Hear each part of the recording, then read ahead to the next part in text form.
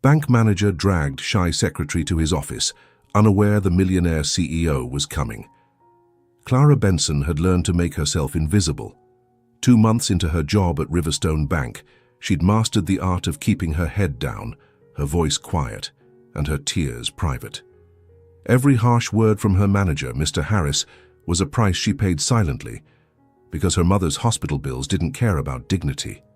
But on a cold Tuesday afternoon, invisibility wasn't enough. Harris lost his temper over a misfiled report. In front of a lobby full of customers, he grabbed Clara's arm, his grip tight enough to bruise, and dragged her toward his office, his voice dripping with contempt. The room went silent. Faces turned, whispers spread, and then the glass doors swung open. A man in a charcoal suit stepped inside, calm, commanding. His eyes swept the room and landed on the scene unfolding before him. The trembling secretary, the furious manager, the frozen staff. His jaw tightened. He didn't raise his voice. He didn't need to. "Is this how you treat your employees here?" The words cut through the silence like a blade. Mr. Harris turned, irritation flashing across his face, until the regional head burst through the side door, face drained of color, and whispered something that made Harris go rigid. "Sir, that's Mr. Adrian Steele, the new owner." What happened next would change Clara's life forever, but it wasn't just about justice, it wasn't just about power. It was about a man who saw her when no one else did, and a love that grew in the space between respect and something far deeper. Before we dive in, drop a comment and tell us where you're watching from and what time it is for you right now. And if you're new here, hit that subscribe button and turn on notifications, because this story will stay with you long after it ends. The alarm clock on Clara's nightstand buzzed at 5:30 in the morning. It was the same relentless sound that greeted her every weekday, a sharp reminder that another day had begun whether she was ready for it or not. She reached over with a slow, tired hand and pressed the button to silence it. The room fell back into a heavy quiet, broken only by the distant hum of traffic outside and the soft, labored breathing coming from the next room. Clara lay still for a moment, staring up at the ceiling. The paint was cracked in places, thin spiderweb lines that had been there since they moved in. She'd stopped noticing them months ago, but this morning they seemed more pronounced. Or maybe she was just looking for something to focus on that wasn't the growing knot of anxiety in her chest. With a sigh, she sat up and swung her legs over the side of the bed. The floor was cold beneath her bare feet.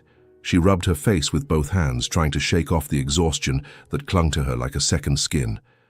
Sleep had been hard to come by lately. Between worrying about her mother and replaying every mistake she'd made at work, her mind rarely gave her peace. She stood and padded quietly to the bathroom, careful not to make noise. The apartment was small, 2 bedrooms, 1 bathroom, a cramped kitchen, and a living room that doubled as storage. It wasn't much, but it was all they could afford, especially now. Clara turned on the faucet and splashed cold water on her face. The shock of it helped, just a little. She looked at herself in the mirror, really looked, and didn't like what she saw. Dark circles under her eyes, skin that looked too pale, cheekbones that were a little too sharp. She'd lost weight over the past few months without meaning to. Stress and skipped meals had a way of doing that.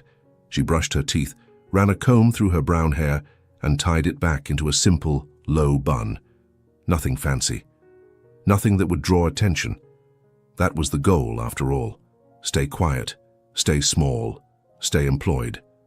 By 6, she was dressed in the same navy blouse and black skirt. She rotated through her work wardrobe. She'd bought 3 versions of the same outfit because it made mornings easier. One less decision to make, one less thing to worry about. In the kitchen, Clara moved with practiced efficiency.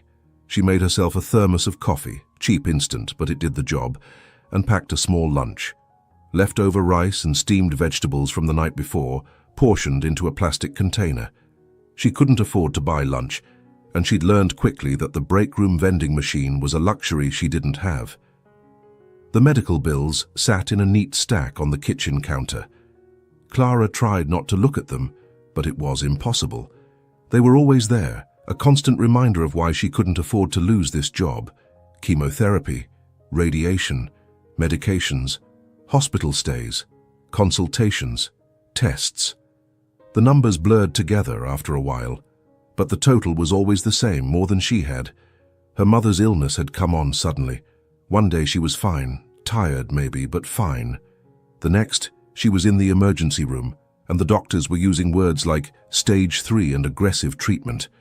Clara had been working at a bookstore at the time, a job she loved, but that barely paid minimum wage. When the store closed down 3 months later, she'd been desperate. That's how she ended up at Riverstone Bank. Clara picked up her worn leather bag, checked that her employee badge was inside, and took one last look around the apartment. Everything was in order. The dishes were washed, the bills were stacked. Her mother was still asleep.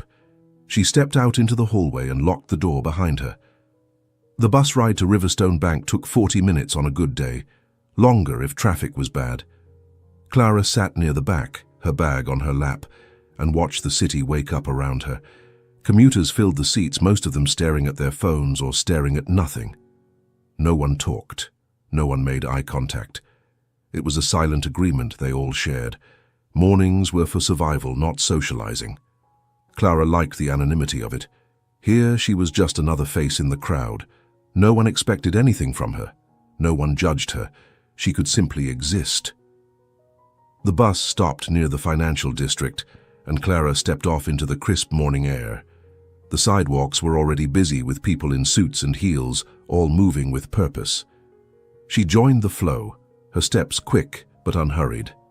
Riverstone Bank sat on the corner of 5th and Main, a sleek glass building that reflected the morning sun like a mirror. It was modern, imposing, and exactly the kind of place Clara had never imagined working. When she'd first been hired, she'd felt a flicker of pride. A real bank, a stable job, benefits. It had seemed like a lifeline. That feeling hadn't lasted long. Clara pushed through the revolving doors at 7:45, 15 minutes before her shift officially started. She liked arriving early. It gave her time to settle in, to prepare, to make sure everything was in order before the chaos of the day began. The lobby was already buzzing with activity. Tellers were setting up their stations. Customers were lining up at the service desk. The air smelled faintly of coffee and paper. Clara kept her head down as she crossed the lobby, offering polite nods to the few co-workers who acknowledged her. Most didn't. She was easy to overlook, quiet, unassuming, always in the background. She swiped her badge at the employee entrance and stepped into the back offices. Her desk was tucked in the corner of a cramped room shared by 3 other administrative assistants.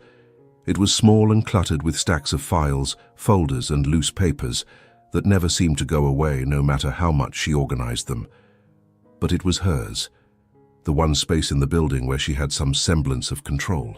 The bus ride to Riverstone Bank took 40 minutes on a good day, longer if traffic was bad.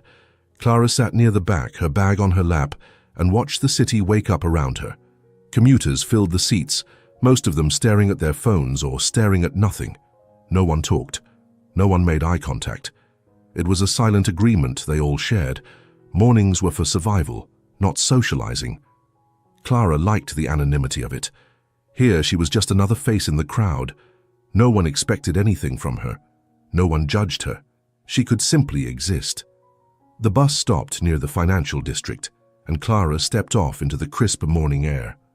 The sidewalks were already busy with people in suits and heels, all moving with purpose. She joined the flow, her steps quick but unhurried. Riverstone Bank sat on the corner of 5th and Main, a sleek glass building that reflected the morning sun like a mirror. It was modern, imposing, and exactly the kind of place Clara had never imagined working. When she'd first been hired, she'd felt a flicker of pride. A real bank, a stable job, benefits. It had seemed like a lifeline. That feeling hadn't lasted long. Clara pushed through the revolving doors at 7:45, 15 minutes before her shift officially started. She liked arriving early. It gave her time to settle in, to prepare, to make sure everything was in order before the chaos of the day began. The lobby was already buzzing with activity. Tellers were setting up their stations. Customers were lining up at the service desk. The air smelled faintly of coffee and paper. Clara kept her head down as she crossed the lobby, offering polite nods to the few co-workers who acknowledged her. Most didn't. She was easy to overlook, quiet, unassuming, always in the background. She swiped her badge at the employee entrance and stepped into the back offices. Her desk was tucked in the corner of a cramped room shared by 3 other administrative assistants. It was small and cluttered with stacks of files, folders, and loose papers that never seemed to go away no matter how much she organized them. But it was hers, the one space in the building where she had some semblance of control. Clara set her bag down, booted up her computer, and pulled out the stack of loan documents she'd been working on the day before. The work was tedious, data entry, filing, double-checking reports, but she didn't mind. It was straightforward, predictable, and it kept her busy enough that she didn't have time to think about everything else. She worked in silence for the first hour, her fingers moving quickly over the keyboard. The office gradually filled with the sounds of conversation and ringing phones. Marissa, one of the other assistants, arrived late as usual, breezing in with a coffee cup in hand and an apology on her lips. "Morning, Clara," she said, dropping her bag onto her desk. "Morning," Clara replied without looking up. "Any word on the inspection today?" Marissa asked, lowering her voice. Clara paused. "What inspection?" Marissa leaned closer, her eyes wide with excitement. "You didn't hear? Apparently some big shot is coming today, unannounced, a surprise visit." Clara frowned. "Who?" "Adrian Steele," Marissa whispered, as if saying the name too loudly might summon him. "The guy who bought out half the failing branches last year. Word is he owns a majority share now, and he's coming to evaluate operations." Clara's stomach tightened. "Today? That's what I heard. No one knows what he looks like, though. Super private.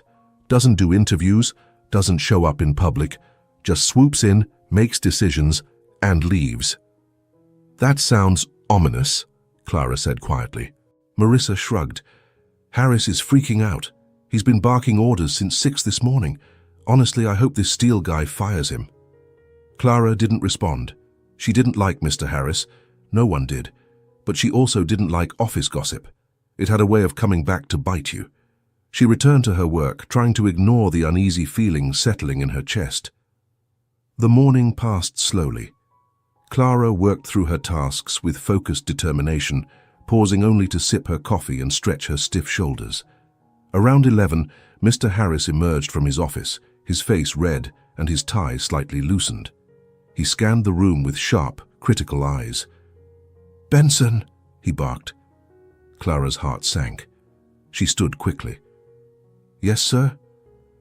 "Where's the updated loan report I asked for yesterday?" Clara's mind raced. She'd finished the report and placed it on his desk before leaving the previous evening. She was certain of it. "I left it on your desk, sir," she said carefully. "Well, it's not there now, is it?" Harris snapped, striding toward her. "Do I have to do everything myself around here?" "I'm sorry, sir. I'll check again." "You'll check now." Clara nodded and hurried to his office, her pulse racing. She found the report exactly where she'd left it, beneath a stack of other papers on the corner of his desk. She picked it up and brought it back to him. "It was under your files, sir," she said softly. Harris snatched it from her hand without a word and walked away. Clara returned to her desk, her hands trembling slightly. She took a slow breath and tried to refocus. This was normal. This was just another day. The afternoon was quieter, or at least it started that way. Clara worked through a backlog of client files, organizing them by account number and date. It was mindless work, the kind that let her thoughts drift. She thought about her mother, about the next round of treatment scheduled for Friday. She thought about the bills piling up. She thought about how long she could keep this up before something broke. It was 3:15 when it happened. Clara was sorting through a drawer of archived loan documents when she noticed something off. One file had been placed in the wrong section, a commercial loan mixed in with the personal accounts. It was a small mistake, easily fixed. She pulled the file out and was about to refile it when a shadow fell over her desk. "What are you doing?" Clara jumped, nearly dropping the file. She turned to see Mr. Harris standing behind her, his arms crossed, his expression thunderous. "I found a misfiled document," Clara said quickly. "I was just going to put it back in the right place." "You found it?" Harris's voice was rising. "Or did you put it there in the first place?" "No, sir, This is exactly the kind of careless, incompetent work I'm talking about," he shouted, loud enough that heads turned in the main lobby beyond the office door. "Do you have any idea how much damage a misfiled loan can cause? Do you even think before you act?" Clara's throat tightened. "I'm sorry, sir. I didn't file it wrong. I was just trying to fix—" "Enough!" Harris's hand shot out and grabbed her arm, his grip firm and unforgiving. "Come with me. Now."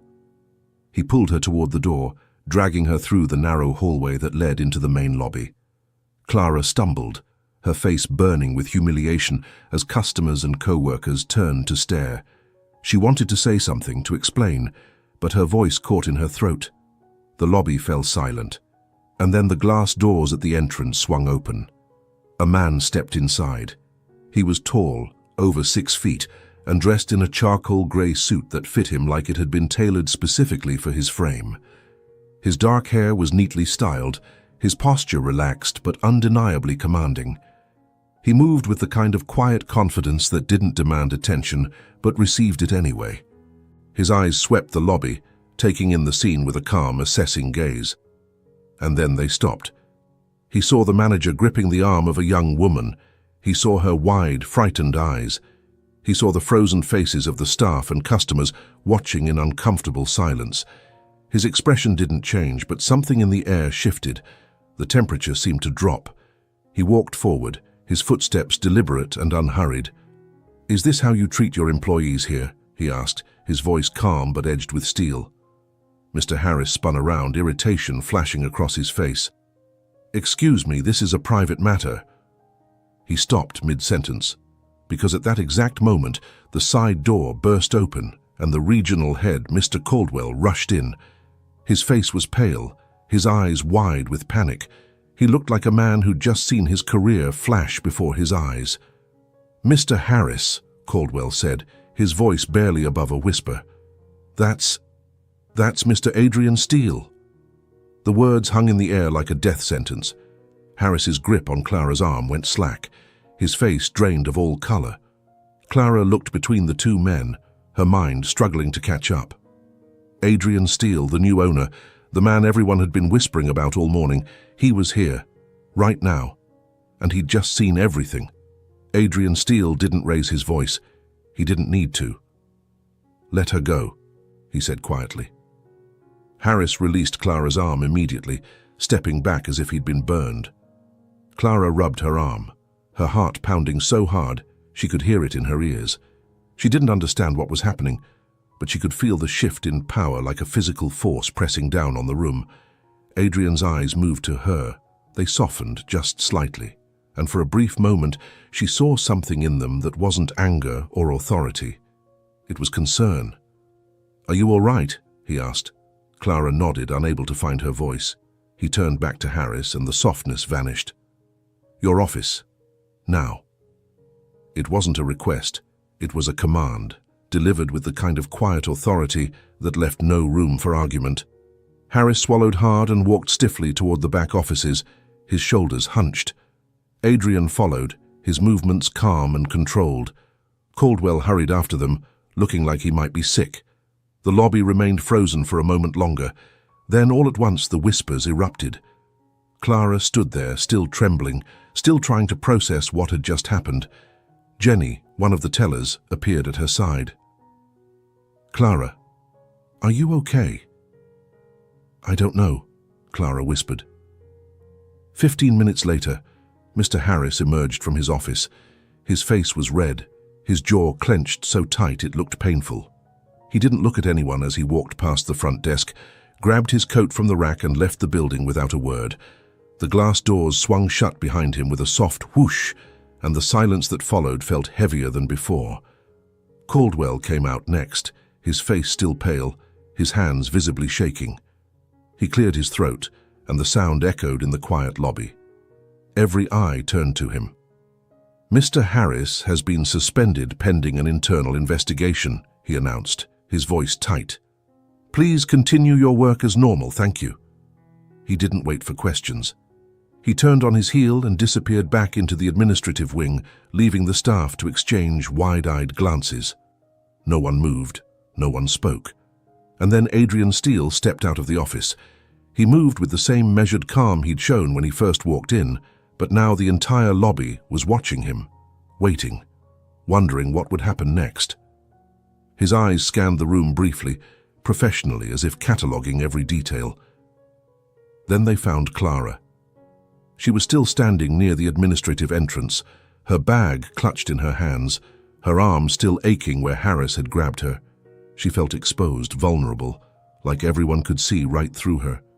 Adrian walked toward her. The room seemed to hold its breath. Clara's pulse quickened with every step he took. She wanted to move, to say something, but her feet felt rooted to the floor. He stopped in front of her, his expression unreadable but not unkind. "Miss," he began, then paused, waiting. "Benson," Clara said quietly. "Clara Benson." "Miss Benson," he repeated, as if committing it to memory. His voice was softer now, less formal. "I'd like to speak with you tomorrow morning, 9 o'clock. My office is on the top floor." Clara blinked, confusion flooding her mind. Why?" He almost smiled. Almost. "Because I think we have something to discuss." He reached into his jacket pocket and pulled out a business card. Simple, white, with clean black lettering. He handed it to her. Adrian Steele, Chief Executive Officer. Steele Investments Holdings. Below that, a phone number. Nothing else. Clara took the card with trembling fingers, staring at it like it might disappear if she blinked. "Tomorrow morning," Adrian said again. 9 o'clock. Then he turned and walked toward the exit, his footsteps steady and sure. The glass doors opened automatically, and he stepped out into the afternoon light without looking back. The lobby erupted the moment he was gone. "Did you see that?" He spoke to her directly. "What do you think he wants?" Maybe she's getting promoted. Or fired. Why would he fire her? Harris was the one who... Clara didn't hear the rest. She was staring at the card in her hand, her mind spinning in 1,000 different directions. What just happened? Jenny touched her shoulder gently. "Clara, are you sure you're okay?" Clara nodded automatically, though she wasn't sure of anything anymore. "Do you want to sit down? You look really pale." "I'm fine," Clara said, her voice barely above a whisper. I need to finish my work." She walked back to her desk on autopilot, sat down, and stared at her computer screen. The words blurred together. She couldn't focus, couldn't think. All she could see was Adrian Steele's face, the way he'd looked at Harris, the way he'd looked at her, and the question that kept repeating in her mind, "Why does he want to see me?" Clara barely remembered the rest of the day. She went through the motions, filing documents, answering emails, organizing reports, but her mind was somewhere else entirely. The business card sat on her desk, next to her keyboard, a constant reminder of the meeting that awaited her in the morning. By the time 5 o'clock rolled around, she was exhausted, not from the work, but from the weight of everything that had happened. She packed her bag slowly, said quiet goodbyes to the few co-workers still lingering, and made her way to the bus stop. The ride home felt longer than usual. Clara sat by the window, the business card now tucked safely in her wallet, and watched the city pass by in a blur of lights and movement. Her mind kept replaying the scene in the lobby. Harris's grip on her arm, the shocked faces, and Adrian Steele's voice, calm and unyielding. "Is this how you treat your employees here?" No one had ever stood up for her like that before. Not at work, not anywhere. It didn't feel real. By the time Clara reached her apartment, the sun was setting, painting the sky in shades of orange and pink. She climbed the stairs to the second floor, unlocked the door, and stepped inside. Her mother was sitting in the living room, wrapped in a blanket despite the warmth of the apartment. She looked up when Clara entered, her face thin, but her eyes still bright. "How was work, sweetheart?" she asked, her voice soft. Clara set her bag down and walked over, sitting on the edge of the couch beside her. "It was strange." Her mother's brow furrowed. Strange how? Clara hesitated. She didn't want to worry her mother, but she also needed to tell someone, needed to make sense of it. Something happened today, Clara began slowly. My manager, Mr. Harris, he got angry at me over a small mistake. He grabbed my arm and was pulling me toward his office in front of everyone. Her mother's expression darkened. He did what? But then this man walked in, Clara continued. The new owner of the bank, Adrian Steele. He saw what was happening and he stopped it. He suspended Harris on the spot. Her mother's eyes widened. Just like that? Clara nodded. Just like that. And then he asked to see me tomorrow morning. He gave me his card. She pulled it out and showed it to her mother. Her mother took the card, studying it carefully. What does he want to talk to you about? I don't know, Clara admitted. I'm scared it might be bad. What if he thinks I caused some kind of problem? What if he's going to let me go? Her mother handed the card back and took Clara's hand in hers. Her grip was weak, but her touch was warm. Clara, listen to me, she said gently. You didn't do anything wrong.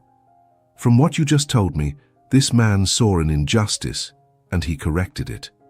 That's not the behavior of someone who's going to punish you. But what if... No what ifs, her mother interrupted softly.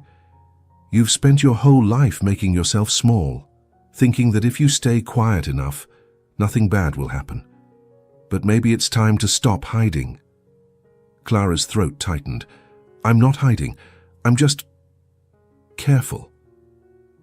There's a difference between being careful and being afraid, her mother said.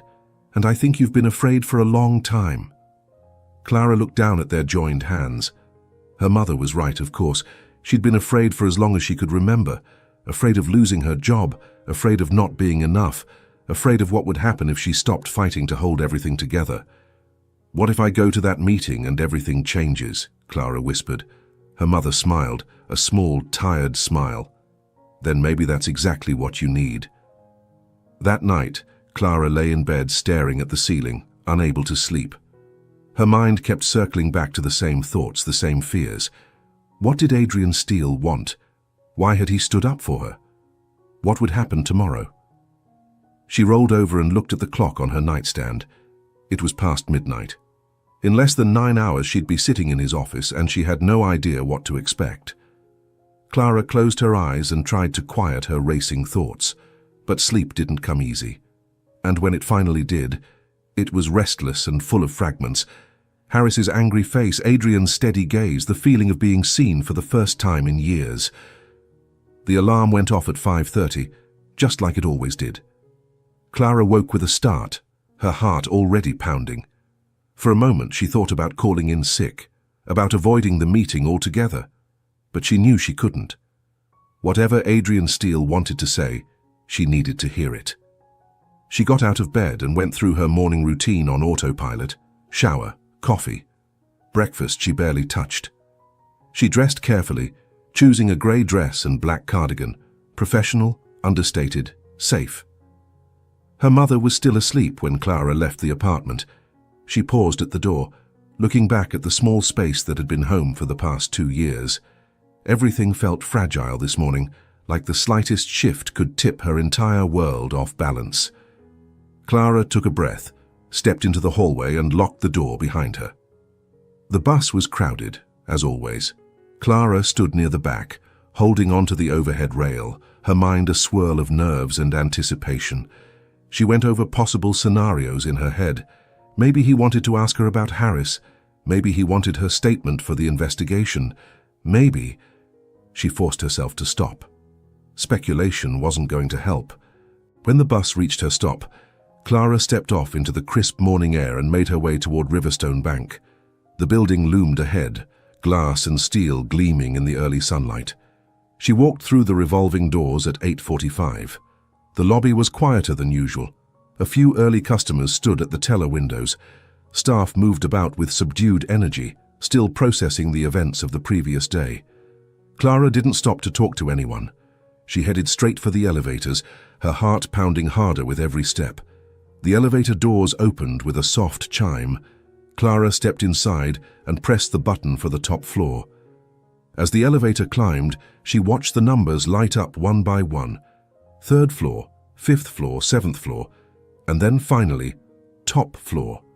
The doors opened. The executive level was nothing like the rest of the bank.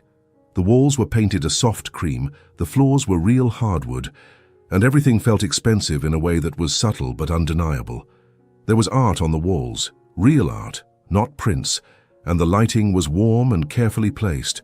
A receptionist sat behind a sleek desk near the elevator. She was older, maybe in her 50s, with silver hair pulled back into a neat bun. She looked up as Clara approached, her expression polite, but assessing. "Clara Benson?" she asked. "Yes," Clara said, her voice barely steady. "Mr. Steele is expecting you, 3rd door on the left." Clara nodded and walked down the hallway, her footsteps soft against the runner rug that stretched the length of the corridor. She passed closed doors with nameplates she didn't recognize. Vice President of Operations, Chief Financial Officer, Senior Legal Counsel. And then she reached the 3rd door. There was no nameplate, just a simple brass handle. Clara took a breath, raised her hand, and knocked. "Come in," came the voice from inside.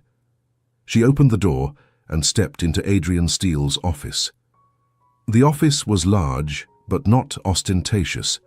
A heavy wooden desk sat near the windows, which overlooked the city skyline.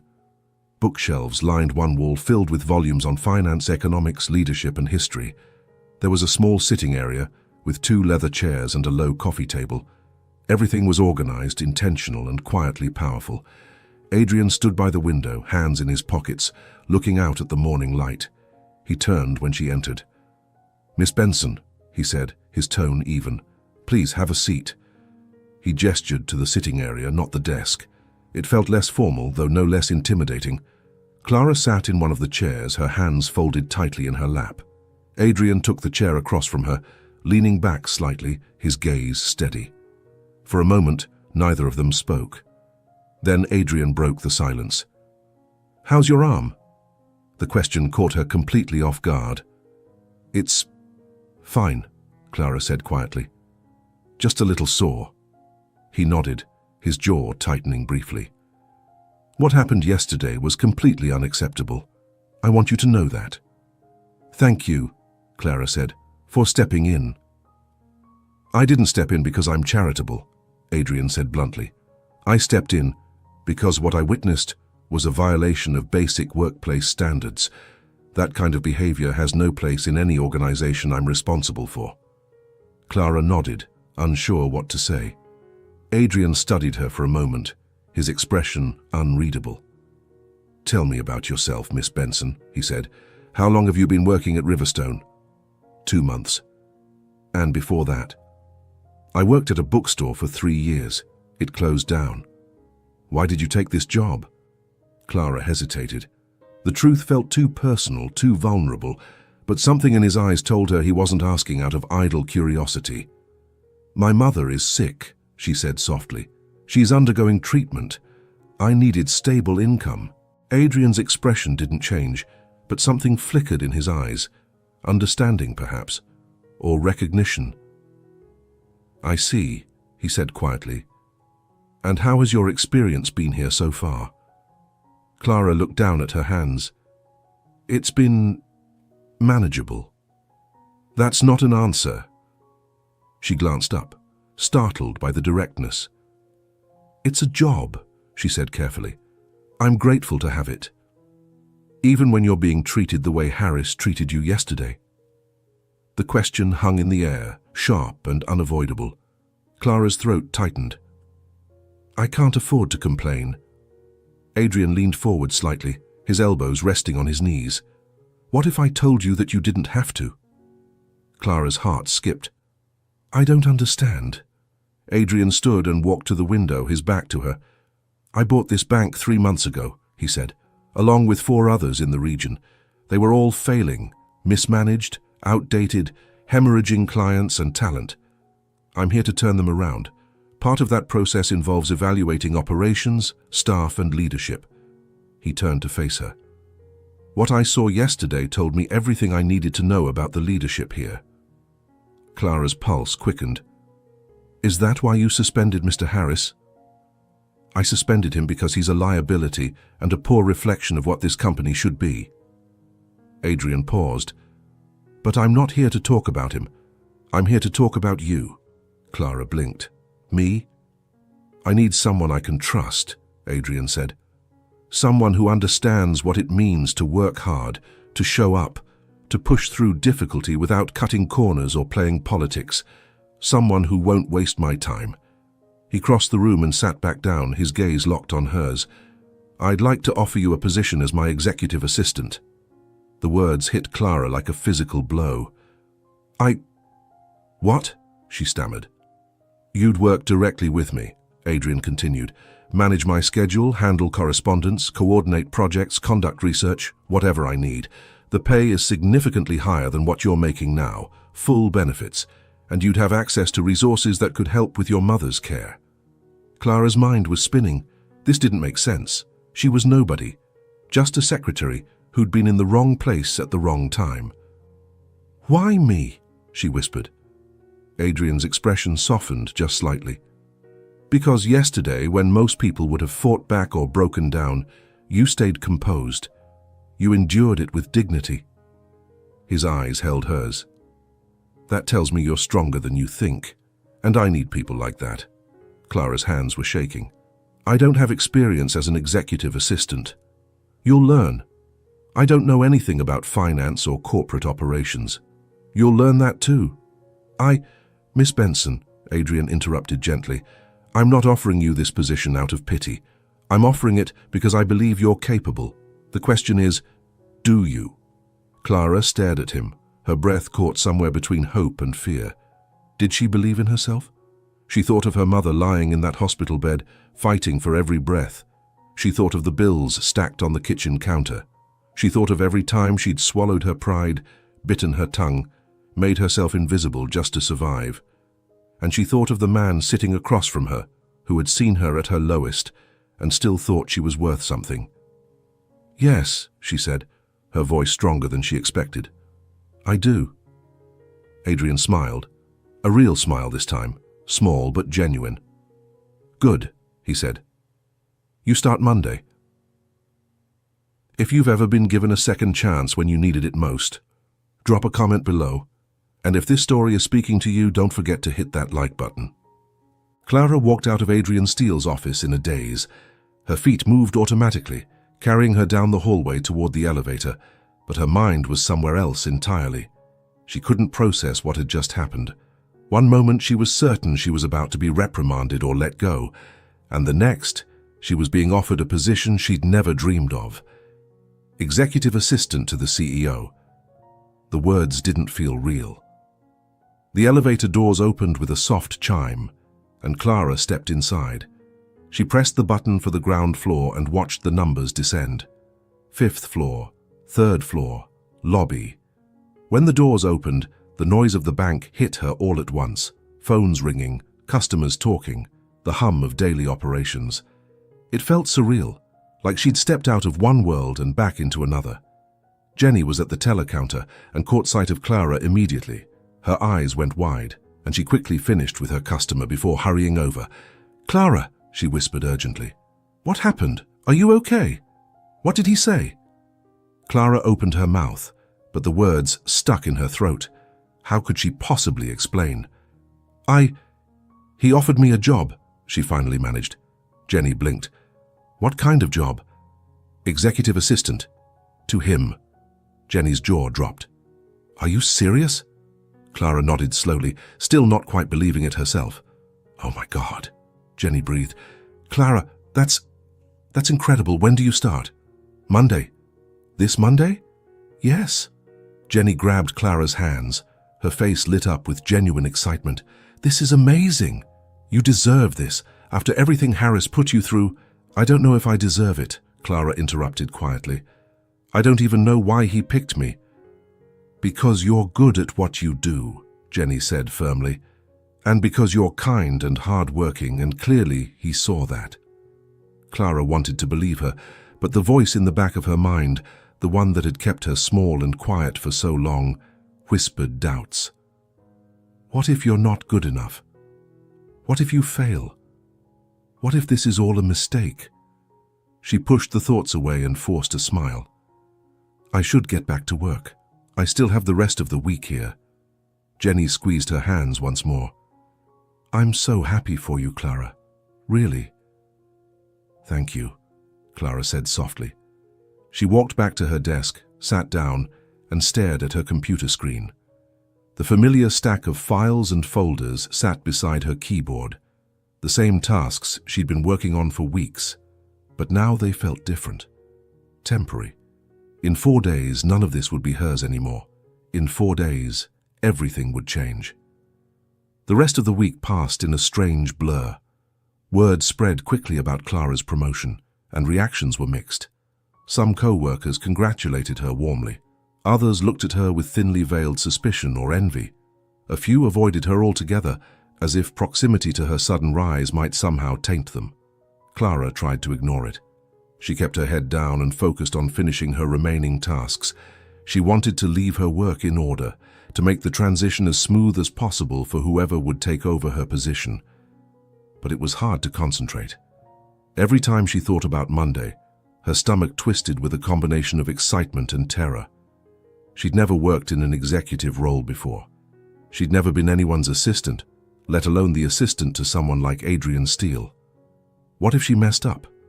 What if he realized he'd made a mistake?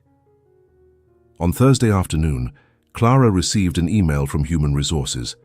The subject line read, "New position details, executive assistant to CEO." Her hands trembled slightly as she opened it.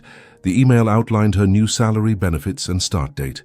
When Clara saw the salary figure, she had to read it 3 times to make sure she wasn't misreading. It was more than double what she was currently making. More than double. Clara's vision blurred and she realized she was crying.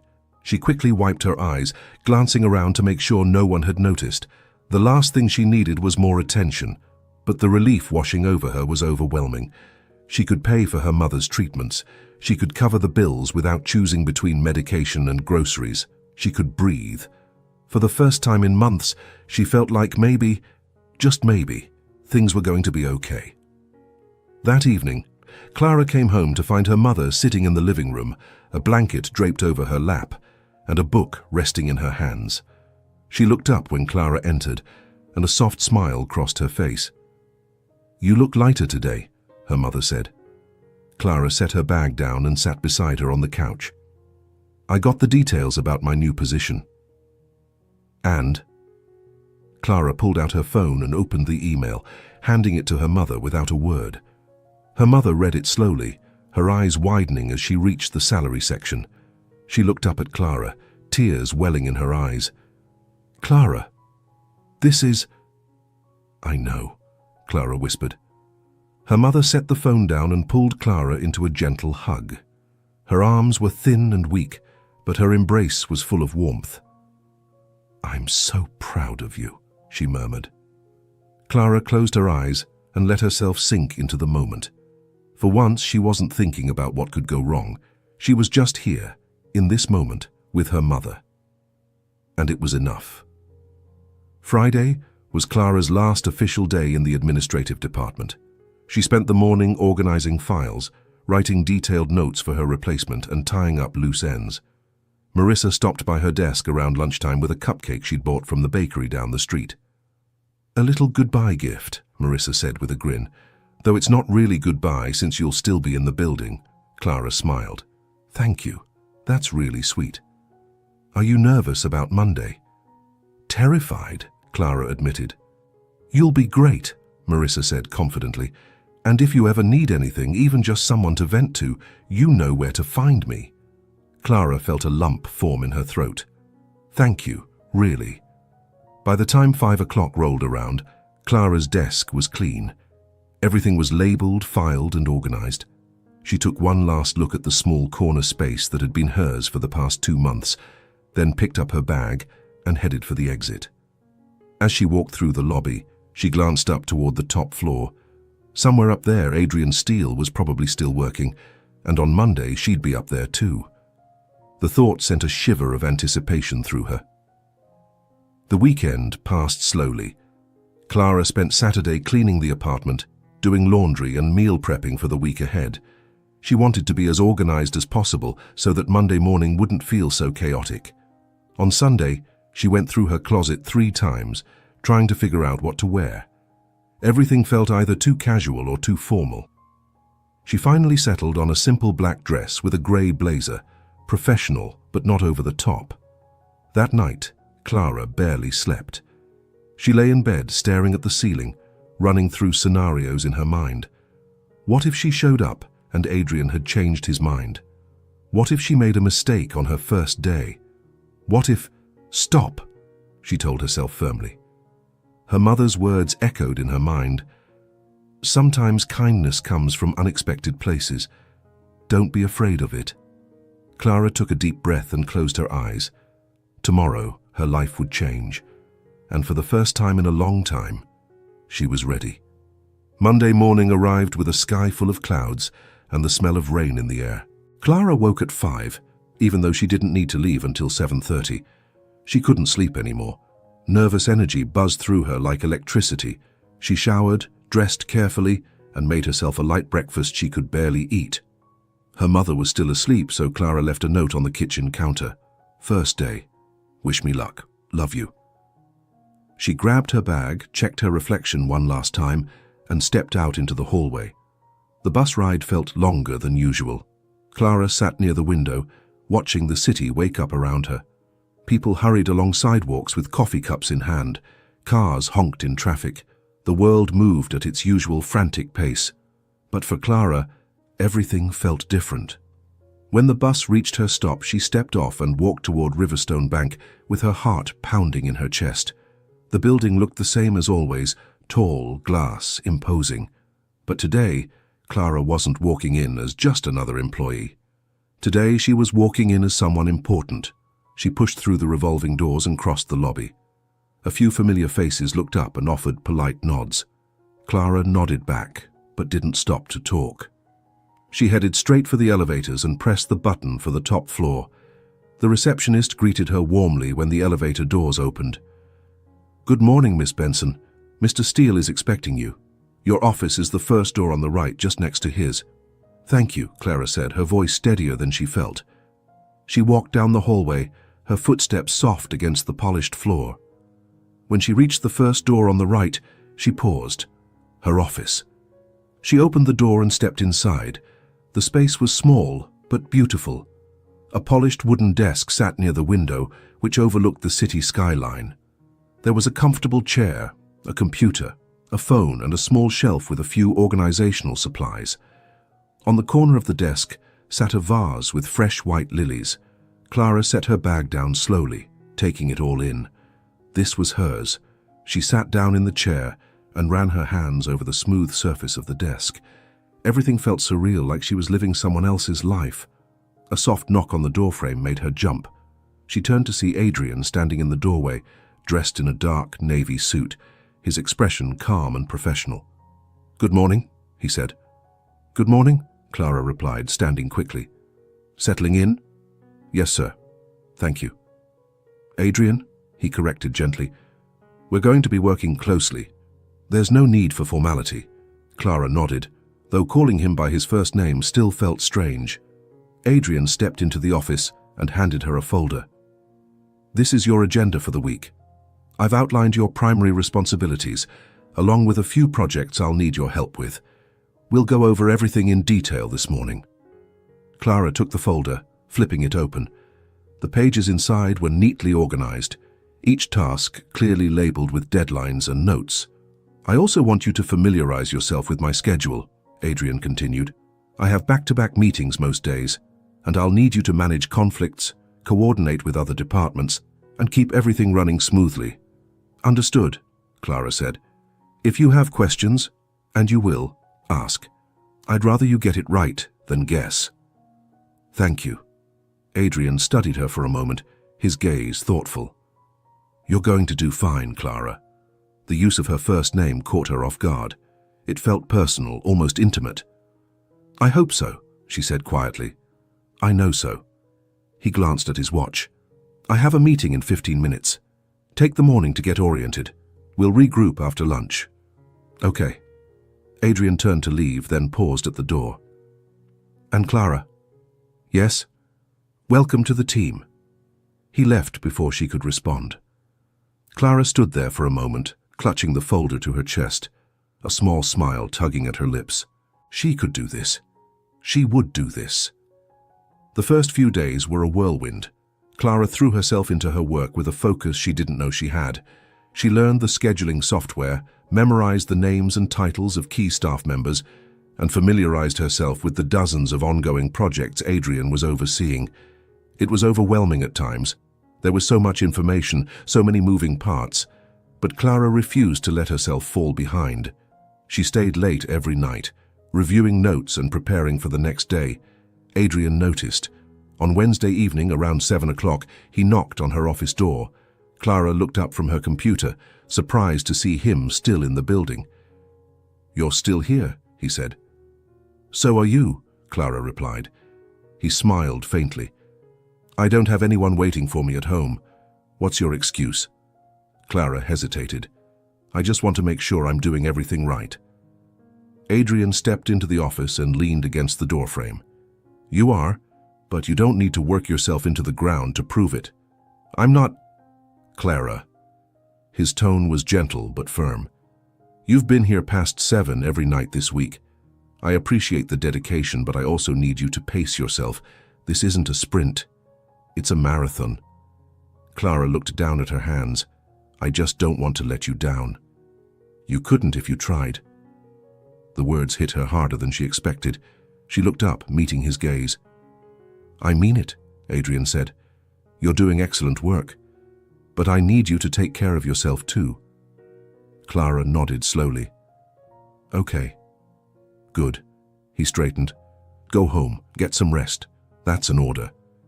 Clara couldn't help but smile. "Yes, sir." "Adrian," he corrected, shaking his head with a faint grin. "Adrian," she repeated. He left, and Clara packed up her things, her heart feeling strangely light.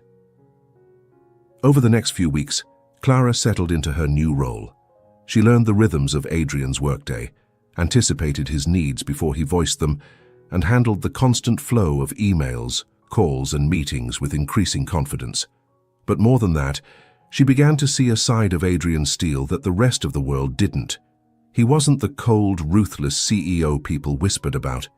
He was thoughtful, strategic, and deeply committed to doing things the right way. He treated his staff with respect, listened to their concerns, and made decisions based on principle, not profit alone. And he was kind, not in an overt, showy way, but in small, quiet gestures. Like the afternoon, he noticed Clara rubbing her temples and brought her a bottle of water and aspirin without her asking. Or the morning he rearranged his schedule so she could leave early for her mother's doctor's appointment.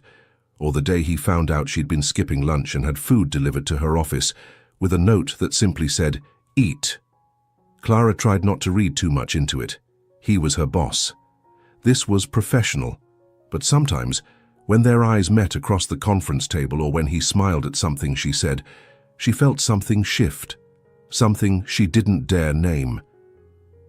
It was late on a Friday evening, nearly a month into her new position, when everything changed. Clara was finishing up a report for Monday's board meeting. The office was quiet. Most of the staff had gone home hours ago. She was so focused on her work that she didn't hear Adrian approach until he knocked lightly on her open door. She looked up, startled. "Still here?" he asked, though there was no surprise in his tone. He'd come to expect it. "Just wrapping up," Clara said. Adrian walked into her office and glanced at her screen. "The board presentation?" "Yes, I wanted to make sure all the data was accurate." "It is. I reviewed it earlier." He paused. "You've been working 12-hour days all week." "So have you." He smiled. "Touché." For a moment, neither of them spoke. The silence wasn't uncomfortable, it was something else, something heavier. Adrian exhaled slowly and turned to face her. "Can I ask you something?" Clara nodded. "Why do you push yourself so hard?" The question caught her off guard. I don't want to fail." That's not an answer. Clara looked down at her hands. I spent most of my life being invisible, being overlooked. When you offered me this position, it felt like someone finally saw me. I don't want to prove them wrong. Them? Adrian asked gently. Everyone who ever told me I wasn't enough. The words came out before she could stop them, raw and honest. Adrian was quiet for a long moment. Then he pulled out the chair across from her desk and sat down. Do you want to know why I really offered you this job? He asked. Clara looked up, her heart pounding. Because when I saw you in that lobby, being dragged and humiliated in front of everyone, you didn't fight back. You didn't scream or cause a scene. You endured it with a grace I've rarely seen. He leaned forward slightly. And when I looked into your eyes, I didn't see weakness. I saw strength. The kind of strength that comes from surviving things that should have broken you. Clara's breath caught in her throat. I grew up with nothing, Adrian continued, his voice quieter now. My parents died when I was 16. Car accident. I was put into the foster system, bounced around between homes where no one really wanted me. I worked 3 jobs to put myself through community college, then state school. Every step of the way, people told me I'd never make it, that I didn't have what it took. Clara stared at him, seeing him in a completely different light. So when I saw you that day, Adrian said, I recognized something. Someone who'd been knocked down but refused to stay there. Someone who kept going even when it hurt. He paused. I didn't offer you this job out of pity, Clara. I offered it because I saw myself in you, and I knew that if given the chance, you'd prove everyone wrong. Clara felt tears prickling at the corners of her eyes. She blinked them back. Have I? She asked softly. Proved them wrong? Adrian's expression softened. Every single day. The weight of his words settled over her like a blanket. For so long, Clara had been waiting for someone to tell her she was enough, that she mattered, that she was seen, and here he was, saying exactly that. Thank you, she whispered. For what? For seeing me. Adrian held her gaze, and something passed between them, something unspoken but undeniable. He stood slowly. It's late. Let me walk you to your car. I take the bus, Clara said. Adrian frowned. At this hour? It's fine. I do it all the time. Not tonight. He pulled out his phone. I'm calling you a car. Adrian, you don't have to. I know I don't have to. I want to. His tone left no room for argument. Clara nodded, her heart doing something dangerous in her chest. 10 minutes later, a sleek black car pulled up to the curb outside Riverstone Bank. Adrian walked Clara down to the lobby and held the door open for her. Thank you, she said again. Any time. He hesitated, then added, and Clara, take the weekend off. Actually take it off. No emails, no reports, just rest. She smiled. I'll try. That's an order, he said, but his tone was warm. Clara climbed into the car, and as it pulled away from the curb, she looked back to see Adrian still standing there, watching until she was out of sight. That weekend, Clara actually listened. She didn't check her email. She didn't review reports or prep for the week ahead. Instead, she spent time with her mother, watching old movies, cooking together, talking about things that had nothing to do with work. Her mother's treatments were going well. The doctors were cautiously optimistic. And for the first time in months, Clara allowed herself to feel hopeful. On Sunday evening, as they sat together on the couch, her mother turned to her with a knowing look. You're different lately, she said. Clara looked over. Different how? Lighter, happier. Her mother smiled. Does this have anything to do with your very handsome and very kind boss? Clara's cheeks flushed. Mum, I'm just saying, her mother continued with a teasing glint in her eye. You talk about him a lot. I do not. Clara, every other sentence this past month has started with Adrian said or Adrian thinks. Clara opened her mouth to protest, then closed it again. Her mother wasn't wrong. It's not like that, Clara said quietly. He's my boss. And, her mother pressed gently, and that's all it can be. Her mother reached over and took her hand. Why? Because men like him don't end up with women like me, Clara said, the words coming out more vulnerable than she intended. He's brilliant and successful and I'm just me. Just you? Her mother's expression turned serious. Clara Marie Benson, you are one of the strongest, kindest, most resilient people I know. Any man would be lucky to have you in his life. Clara squeezed her mother's hand but didn't respond, because even if her mother believed it, Clara wasn't sure she did. Monday morning arrived with clear skies and a crispness in the air that hinted at the coming autumn. Clara arrived at the office at 8:30, feeling more rested than she had in weeks. She took the elevator to the top floor, greeted the receptionist, and headed to her office. There was a coffee cup on her desk, still warm. Next to it was a small note written in clean, precise handwriting. Thought you might need this. Welcome back. Clara picked up the cup and took a sip. It was exactly how she liked it. 1 cream, no sugar. Her heart did that dangerous thing again. She was still smiling when Adrian knocked on her doorframe a few minutes later. Good morning, he said. Good morning. Thank you for the coffee. You're welcome. He leaned against the doorframe, looking more relaxed than she'd ever seen him. Did you actually rest this weekend? I did. Good. He paused. I have something I need to run by you. Of course. What is it? Adrian stepped into her office and closed the door behind him, something he rarely did. Clara's pulse quickened. There's a charity gala this Saturday night, he began. It's for the Children's Hospital Foundation. I'm one of the primary sponsors, and I'm expected to attend. Clara nodded, already pulling up her calendar. I'll make sure it's on your schedule. I'd like you to come with me. Clara's fingers froze over her keyboard. What?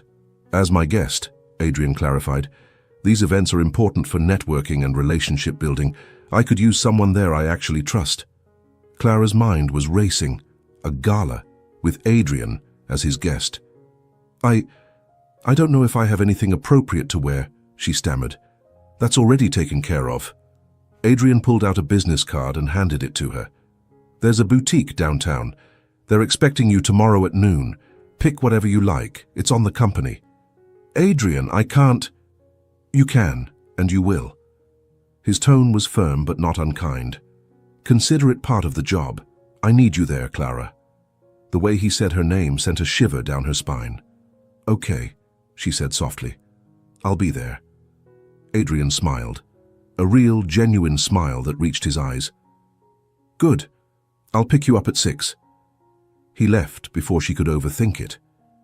Clara sat at her desk, staring at the business card in her hand, her heart pounding. This was still professional, she told herself. Just work. Nothing more.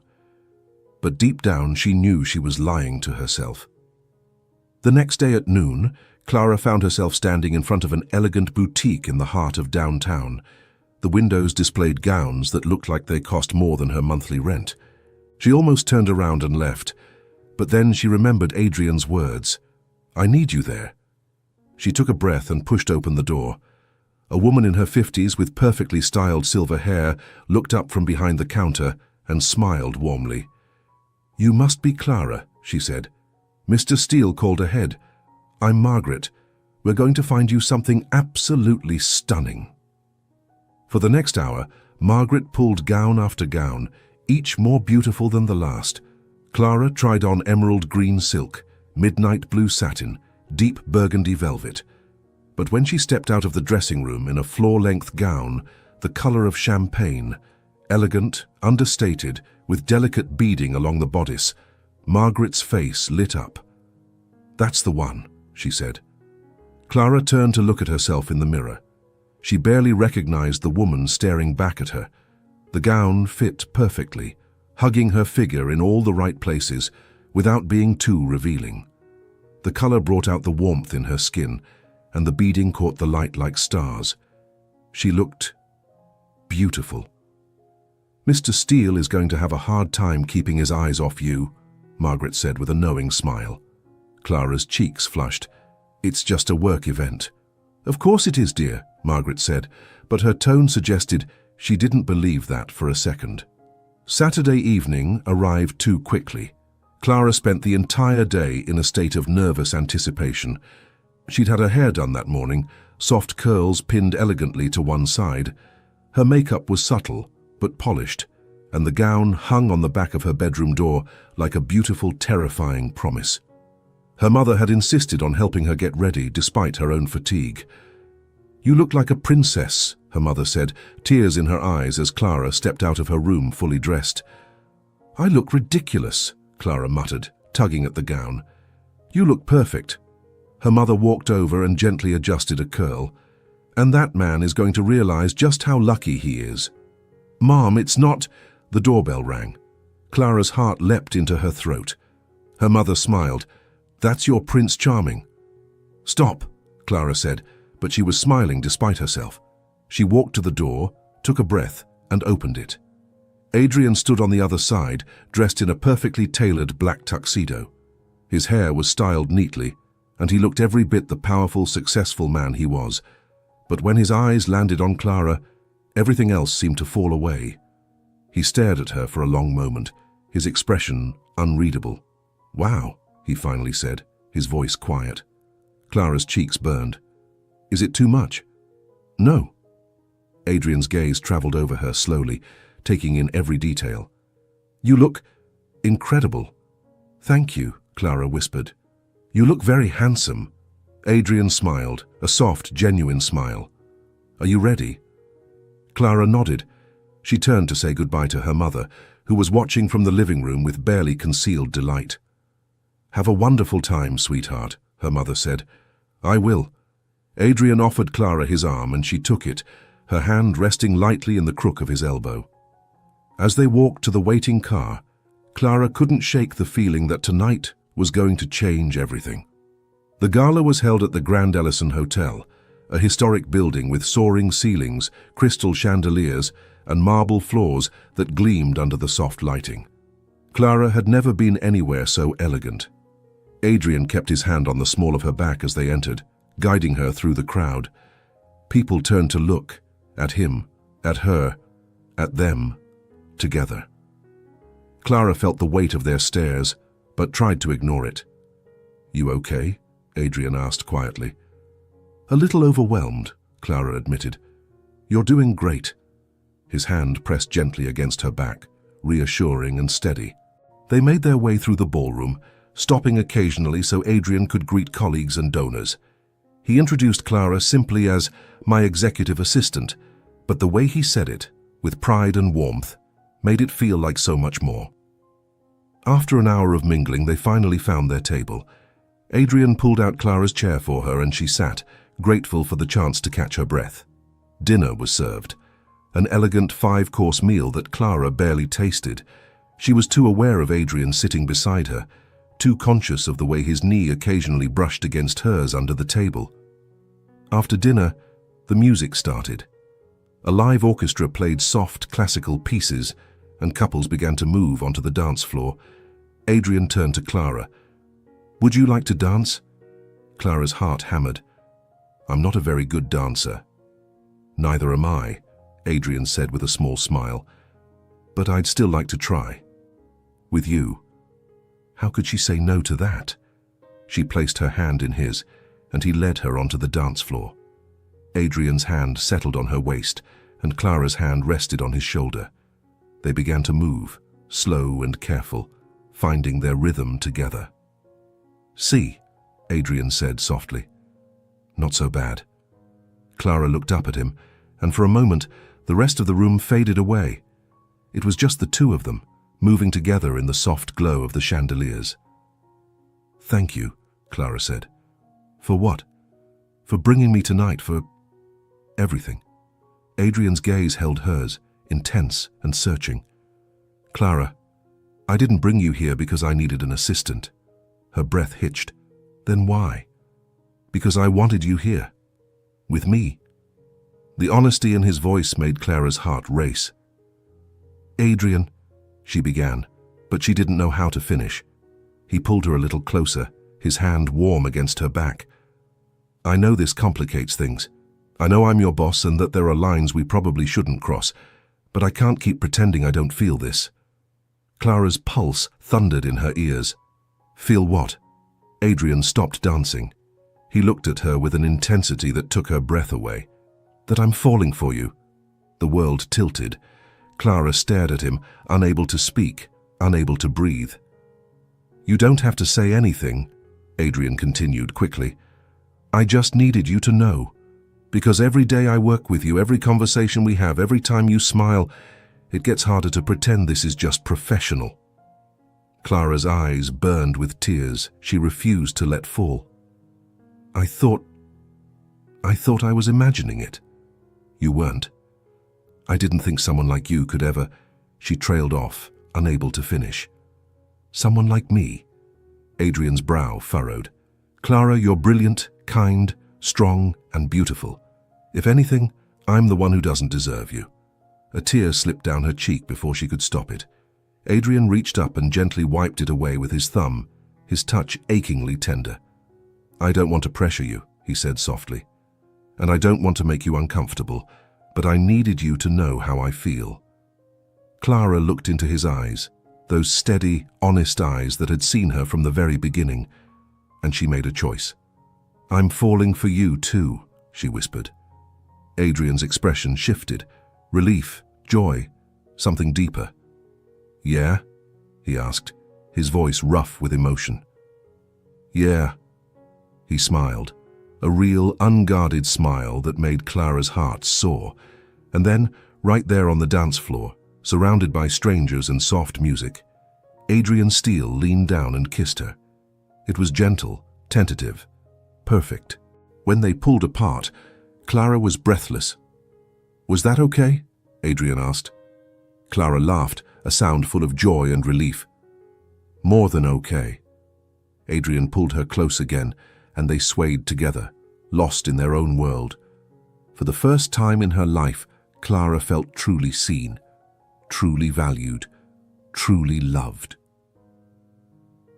Have you ever had a moment that changed everything? Drop a comment and share your story. And if you're loving this, don't forget to subscribe, because the ending is going to be worth the wait. The days following the gala felt like a dream Clara was afraid to wake up from. Everything had changed, yet nothing had changed at all. She still arrived at the office every morning at 8:30. She still managed Adrian's schedule, coordinated meetings, and handled correspondence. But now, when their eyes met across the conference table, or when his hand brushed against hers as he handed her a file, there was something more. A secret they shared. A truth they both held close. They were careful at work, professional, appropriate, nothing that would invite gossip or speculation. But in the quiet moments, when the office emptied and they were alone, the walls came down. Adrian would knock on her office door with 2 cups of coffee, and they'd talk, really talk, about things that had nothing to do with quarterly reports or client retention. He told her about the foster homes he'd lived in, about the loneliness that had shaped him, about building his company from nothing because he didn't know how else to prove he mattered. Clara shared things she'd never told anyone, about the fear that kept her awake at night, about watching her mother fade a little more each day, about the guilt she carried for wanting something more than just survival. And slowly, carefully, they built something together, something real. It was a Tuesday afternoon, 3 weeks after the gala, when Clara's world tilted again. She was reviewing budget projections when her phone rang. The caller ID showed her aunt's number. Clara's stomach dropped. She answered immediately. Hello? Clara. Her aunt's voice was tight with barely controlled panic. You need to get to the hospital now. Clara's blood ran cold. What happened? Your mother collapsed. The ambulance just took her. They said, her aunt's voice broke. They said it's serious. Clara was already grabbing her bag, her hands shaking. Which hospital? Mercy General. I'm on my way there now. I'll be there as fast as I can. Clara hung up and stood, her mind racing. She needed to leave. She needed to go. But she had meetings scheduled, reports due. None of that mattered.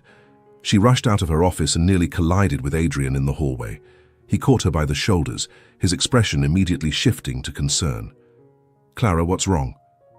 It's my mother, Clara said, her voice trembling. She collapsed. I have to go to the hospital. Adrian didn't hesitate. I'll drive you. No, you have the board meeting in 20 minutes. I'll reschedule. His tone left no room for argument. He pulled out his phone and fired off a quick text, then gently took Clara's arm. Come on. The drive to Mercy General felt like it took hours, though it was only 15 minutes. Adrian drove with calm efficiency, one hand on the wheel, the other occasionally reaching over to squeeze Clara's hand. She held on tight, trying to keep the panic at bay. She's going to be okay, Adrian said quietly. You don't know that. You're right, I don't. He glanced at her. But I know she's strong, just like you. Clara's eyes burned with unshed tears. She looked out the window, watching the city blur past.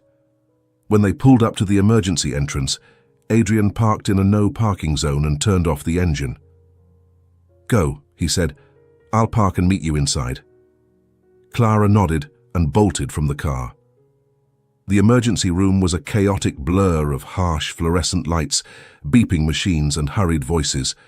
Clara rushed to the reception desk, barely able to get the words out.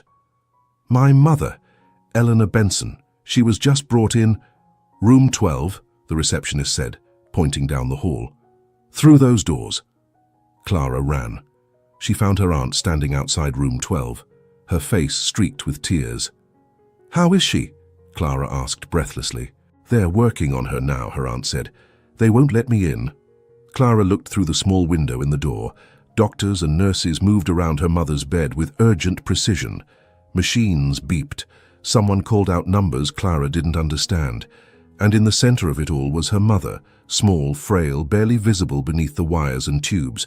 Clara's knees buckled. Her aunt caught her, holding her upright. She's going to fight, Clara. Your mother is a fighter. Clara wanted to believe that, but looking at her mother now, she looked so breakable. A few minutes later, Adrian appeared at her side. He didn't say anything. He just stood there, solid and present, and when Clara reached for his hand, he held on tight. An hour passed, then 2. Finally, a doctor emerged from room 12, pulling off his gloves. His expression was serious, but not hopeless. Family of Eleanor Benson? He asked. Clara stepped forward. I'm her daughter. The doctor nodded. Your mother experienced a severe drop in blood pressure combined with respiratory distress. We've stabilized her for now, but her condition is critical. Clara's chest tightened. What does that mean? It means the cancer is progressing faster than we anticipated, the doctor said gently. The treatments are becoming less effective. We need to discuss next steps, more aggressive intervention or, he paused, palliative care. The words hit Clara like a physical blow. Palliative care, end-of-life care.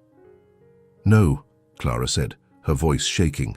There has to be something else, another treatment, another option. There are clinical trials, the doctor said carefully, experimental treatments, but they're expensive, and there's no guarantee. I don't care about the cost, Clara interrupted. If there's a chance, I want to take it. The doctor exchanged a glance with the nurse beside him. These trials can run upwards of $200,000. Insurance typically doesn't cover. I'll find a way, Clara said firmly, though she had no idea how. The doctor nodded slowly. I'll have someone from oncology come talk to you about the options.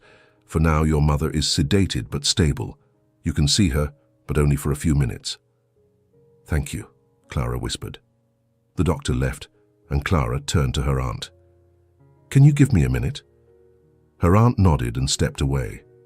Clara looked at Adrian, who had been silent through the entire exchange. I'm sorry, she said. You should go back to work. I'll be fine. Clara. Adrian's voice was firm. I'm not leaving you. You don't have to. I know I don't have to. He stepped closer, his eyes searching hers. But I want to. Let me be here for you. Clara's defenses crumbled. She nodded, unable to speak past the lump in her throat. Adrian pulled her into his arms, and Clara let herself break just a little, her face pressed against his chest. We'll figure this out, Adrian murmured into her hair. I promise. Clara was allowed into her mother's room a few minutes later. The space was small and sterile, filled with the rhythmic beeping of monitors. Her mother lay in the bed, eyes closed, her breathing shallow but steady. Clara pulled a chair close and took her mother's hand. It was cool and thin, so fragile Clara was afraid she might break it. "I'm here, Mom," Clara whispered. "I'm right here." Her mother's eyes fluttered open, unfocused at first, then landing on Clara's face. A weak smile touched her lips. "Clara, don't talk," Clara said quickly. "Just rest." Her mother squeezed her hand with what little strength she had. "You're not alone anymore." Clara frowned. "What?" "That man," her mother said softly. "Adrian. He loves you." Clara's eyes filled with tears. "Mom, let him," her mother whispered. "Don't be afraid of being loved." A tear slipped down Clara's cheek. "I need you to fight, please. There are treatments, trials." "I'm tired, sweetheart. I know. But please, just a little longer." Her mother's eyes drifted closed again, but she held onto Clara's hand. Clara sat there, watching the rise and fall of her mother's chest, and made a silent vow. She would find a way, whatever it took. When Clara finally emerged from the room, Adrian was waiting in the hallway with 2 cups of terrible hospital coffee. He handed one to her. "How is she?" "Stable for now." Clara took a sip and grimaced. "This is awful." "Yeah, hospital coffee usually is." Adrian watched her carefully. "What did the doctor say about the trials?" Clara looked down at her cup. "They're expensive, really expensive." "How much?" 200,000, maybe more." Adrian was quiet for a moment. Then he said simply, "I'll cover it." Clara's head snapped up. "What? No, absolutely not." "Clara! Adrian, I can't ask you to do that." "You're not asking. I'm offering." "It's too much," Clara said, her voice breaking. "I can't." Adrian set his coffee down and took both of her hands in his. "Listen to me. I have more money than I could ever spend. Money I've earned, money I've invested, money that just sits there doing nothing. If I can use it to save your mother's life, then that's the best thing I could possibly do with it." Clara shook her head, tears streaming down her face. "I can't let you." "Yes, you can." Adrian's voice was gentle but firm. "Because that's what people do when they care about each other. They help. They show up. They don't let the people they love face impossible things alone." Clara stared at him, overwhelmed by the enormity of what he was offering. "I love you, Clara," Adrian said quietly, "and I love you enough to do whatever it takes to keep the people you love safe." The words broke something open inside her. Clara threw her arms around his neck and held on tight, sobbing into his shoulder. Adrian wrapped his arms around her, holding her like she was the most precious thing in the world. "Thank you," Clara whispered over and over. "Thank you." "You don't have to thank me," Adrian murmured. "Just let me be here for you." Over the next few days, Adrian moved quickly. He contacted the oncology department, met with the specialists, and enrolled Eleanor in the most promising clinical trial. He handled the paperwork, the payments, the logistics, all of it, without hesitation. Clara tried to find ways to thank him, to express the depth of her gratitude, but words felt inadequate. Her mother began the trial treatment on Friday. The doctors were cautiously optimistic, but warned that it would be a long, difficult road. Clara took a leave of absence from work to be with her mother. Adrian didn't just approve it, he insisted on it. "Your mother needs you," he said. "Work will be here when you're ready." But even during her leave, Adrian visited the hospital every evening after work. He brought flowers for Eleanor, books for Clara, and food that was better than anything the hospital cafeteria offered. He sat with them, talked with Eleanor about old movies and gardening, and made her laugh even when she was exhausted from treatment, and Clara watched, her heart swelling with a love so deep it scared her. 3 weeks into the trial, Eleanor started to show signs of improvement. Her color returned. Her breathing became easier. The doctors were surprised but pleased. "It's working," one of the oncologists told Clara. We're seeing a measurable reduction in tumor size. It's early, but this is very promising." Clara cried tears of relief and joy. That evening, when Adrian arrived at the hospital, Clara met him in the hallway and kissed him, hard and full of gratitude and love. When they pulled apart, Adrian was smiling. "Good news?" he asked. "The best," Clara said. "It's working. The treatment is working." Adrian's smile widened, and he pulled her into another kiss, this one slower, deeper. When they finally broke apart, Clara rested her forehead against his. "I don't know how I'll ever repay you," she whispered. "You don't have to repay me," Adrian said. "Just be happy. That's all I want." 2 months later, Eleanor was discharged from the hospital. The trial had been successful beyond anyone's expectations. The cancer was in remission. She would need ongoing monitoring and maintenance treatments, but the worst was behind her. Clara brought her mother home to the apartment, which Adrian had quietly arranged to have deep cleaned and stocked with groceries, flowers, and everything they might need. Eleanor settled onto the couch with a contented sigh. "It's good to be home," she said. Clara sat beside her, taking her hand. "It's good to have you home." Her mother looked at her with knowing eyes. "So when are you going to admit you're in love with him?" Clara laughed. "I'm not hiding it anymore." "Good, because that man is head over heels for you." "I know," Clara said softly, "and I'm head over heels for him too." That weekend, Adrian took Clara to dinner at a small, quiet restaurant overlooking the river. They sat by the window, the city lights reflecting off the water, and talked about everything and nothing. When dessert arrived, Adrian reached across the table and took Clara's hand. "I have something I want to ask you," he said. Clara's heart skipped. "Okay." "Move in with me."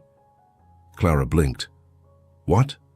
"I know it's fast," Adrian said quickly, "and I know we've only been together a few months, but I don't want to spend another night without you. I want to wake up next to you. I want to come home to you. I want to build a life with you." Clara stared at him, her heart racing. "What about my mother?" she asked. "She can come too," Adrian said without hesitation. "I have a house with more than enough space. She can have her own wing if she wants. I want you both to be somewhere safe and comfortable." Tears filled Clara's eyes.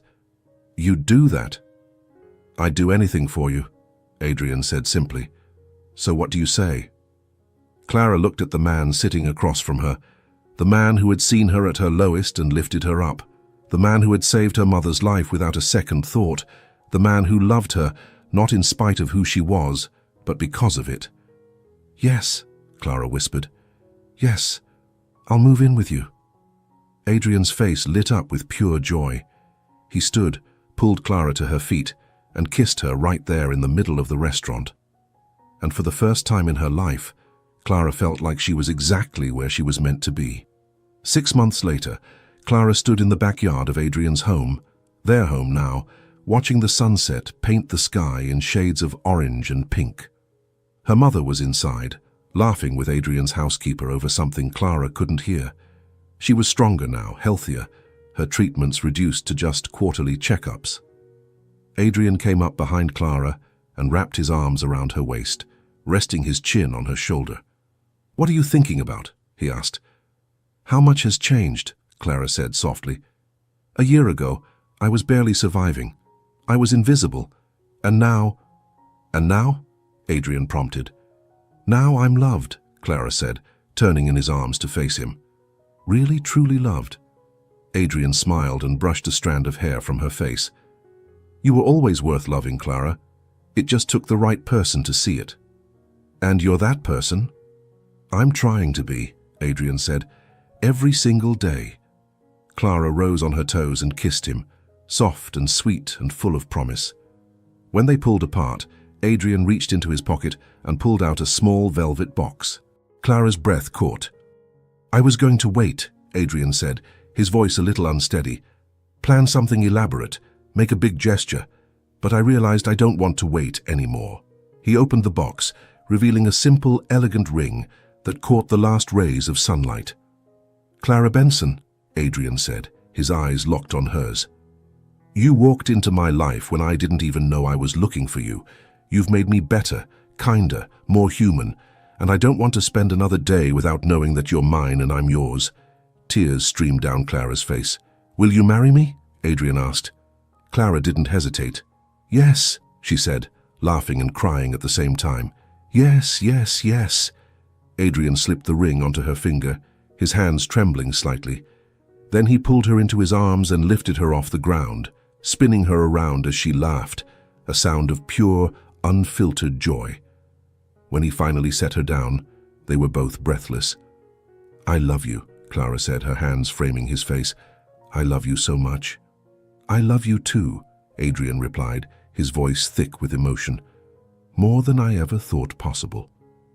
They kissed again, longer this time, the world falling away until there was nothing but the two of them and the promise of forever. From inside the house, Clara heard her mother's delighted gasp. She pulled back from Adrian to see her mother standing at the window, hands clasped over her mouth, tears streaming down her face. Clara laughed and waved, and her mother blew her a kiss. Adrian took Clara's hand, the one now adorned with the ring that symbolized their future, and pressed a kiss to her knuckles. "Ready to tell her?" he asked. "She already knows," Clara said with a smile. "I think she's known for months." That evening, they celebrated with champagne and takeout from Clara's favorite restaurant. Eleanor sat in the living room, radiant with happiness, holding Clara's hand and admiring the ring every few minutes. "I knew it," she kept saying. "I knew from the moment I saw the way he looked at you." "How did he look at me?" Clara asked, though she already knew the answer. "Like you were the only person in the world that mattered," Eleanor said simply. Adrian, who was in the kitchen opening another bottle of champagne, called out, "That's because she is." Clara's cheeks flushed and her mother squeezed her hand. "You deserve this, sweetheart," Eleanor said softly. "After everything you've been through, after all the ways you've put yourself last, you deserve to be loved like this." "I never thought it would happen," Clara admitted. "I thought people like me didn't get fairy tale endings." "People like you?" Eleanor's expression turned serious. "Clara, you are kind, resilient, intelligent, and beautiful. You have always been worthy of love. You just needed someone brave enough to see past the walls you built." Clara looked over at Adrian, who was now pouring champagne into 3 glasses, completely at ease in the home they now shared. "He didn't just see past them," Clara said quietly. "He helped me tear them down." The next few months were a whirlwind of wedding planning, though Clara and Adrian both wanted something simple and intimate. "I don't need hundreds of people," Adrian said one evening as they sat together reviewing venue options. "I just need you, your mother, and the people who actually matter to us." Clara agreed wholeheartedly. They chose a small garden venue on the outskirts of the city, a place with old trees, flowering vines, and a view of the hills beyond. The ceremony would be in the late afternoon, with dinner and dancing under string lights as the sun set. Clara asked Jenny to be her maid of honor. Adrian asked his business partner and oldest friend, Michael, to be his best man. The guest list was small, fewer than 50 people, but every single person there would be someone they truly cared about. "You won't believe who just showed up." His response came immediately.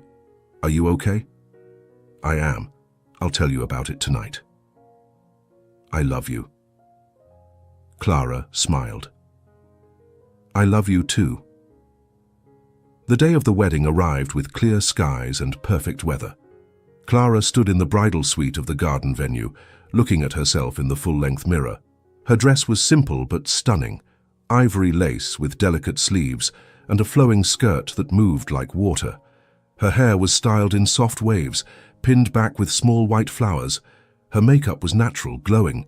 She looked like herself, but also like someone new, someone who had walked through fire and come out stronger.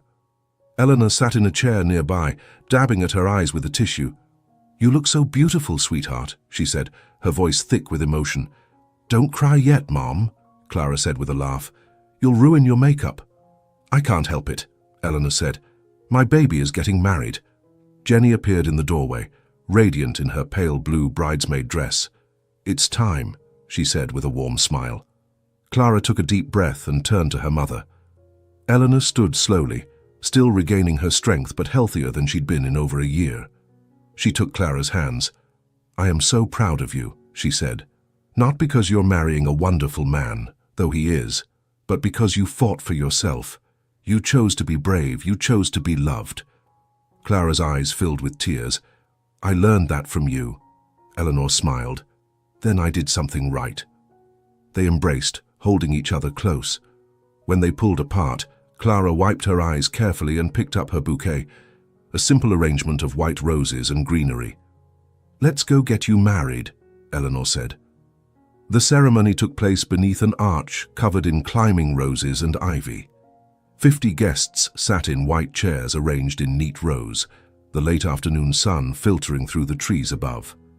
Adrian stood at the altar with Michael beside him, looking devastatingly handsome in a tailored grey suit. But when the music started and Clara appeared at the end of the aisle, his expression transformed. He looked at her like she was a miracle. Clara walked slowly, her arm linked with her mother's.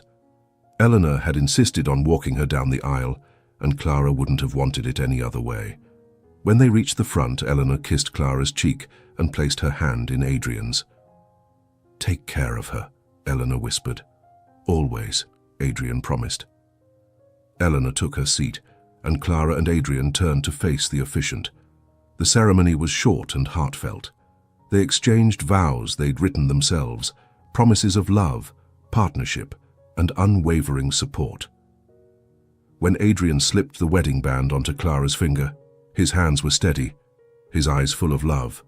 And when the officiant pronounced them husband and wife, Adrian pulled Clara into a kiss that felt like coming home. The guests erupted in applause. Clara laughed against Adrian's lips and he smiled, holding her close. "I love you, Mrs. Steele," he murmured. "I love you too," Clara whispered back. The reception was a joyful celebration filled with laughter, dancing, and toasts that made everyone cry and laugh in equal measure. Michael gave a speech about how Adrian had been insufferable before he met Clara, and how she'd made him human again. Jenny told embarrassing stories about Clara's early days at the bank, and how she'd always known Clara was destined for something more. Eleanor stood, though she was still weak, and raised her glass. "To my daughter," she said, her voice clear and strong. "You have always been my greatest joy, and to Adrian, who saw what I've always known, that Clara is extraordinary. Thank you for loving her the way she deserves." There wasn't a dry eye in the room. As the evening went on, Clara and Adrian danced beneath the string lights, surrounded by the people they loved most. "This is perfect," Clara said, resting her head on Adrian's shoulder. "It is," Adrian agreed. "But you know what makes it perfect." "What?" "You." Clara pulled back to look at him. That was incredibly cheesy. "I know," Adrian said with a grin, "but it's true." Clara laughed and kissed him, and they swayed together as the music played and the stars came out above them. 3 years later. Clara stood in the nursery of their home, gently rocking a tiny bundle wrapped in a soft yellow blanket. Her daughter, Ellie, named after Eleanor, had been born 2 weeks earlier, and Clara still couldn't quite believe she was real. Adrian appeared in the doorway, 2 mugs of tea in hand. He set one on the side table and came to stand beside Clara, looking down at their sleeping daughter with an expression of pure wonder. "She's so small," he whispered. "She's perfect," Clara said. Adrian wrapped his arm around Clara's shoulders, and they stood there together, a family. Eleanor, now in full remission and healthier than she'd been in years, had moved into the guest house on the property. She spent her days gardening, reading, and doting on her granddaughter. Life wasn't perfect. There were still hard days, challenges, moments of doubt. But Clara had learned something important over the past few years. She had learned that she was worthy of love. She had learned that strength wasn't about never falling. It was about getting back up. She had learned that sometimes the worst moments lead to the most beautiful chapters, and she had learned that she was no longer invisible. She was seen, she was valued, she was loved, and that made all the difference.